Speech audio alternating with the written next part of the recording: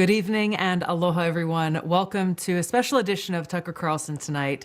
I'm Tulsi Gabbard, standing in for Tucker. Now, I'm so grateful to have had the privilege of wearing the cloth of this country now for almost 20 years, currently serving as a lieutenant colonel and civil affairs officer in the U.S. Army Reserves. But my first deployment was to Iraq in 2005, where I served in a medical unit in a camp that was about 40 miles north of Baghdad.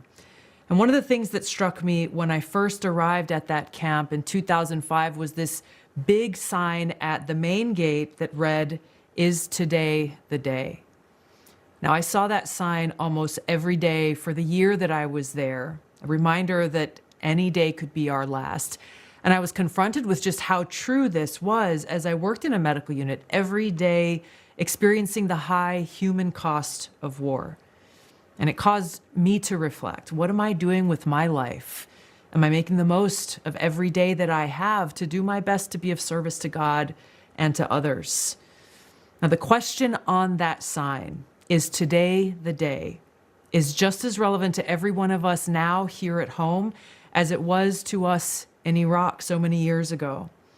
I spoke to Tucker recently on my podcast, The Tulsi Gabbard Show, about this most important topic. Here's part of our conversation. I'm moving toward death at like pretty high speed.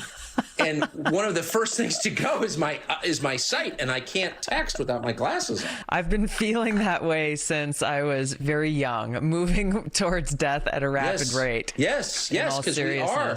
Yes. And the root of all wisdom is knowing that, Exactly. Is knowing Exactly. that. I feel like people who are aware of death are way happier and lighter because they're not denying what's just biologically intrinsic. Like you can't get away from it, Exactly. Because if you acknowledge the reality of death and that it's not just something like, okay, I'm going to set my clock. It's going to come at this time, at this place, at this age.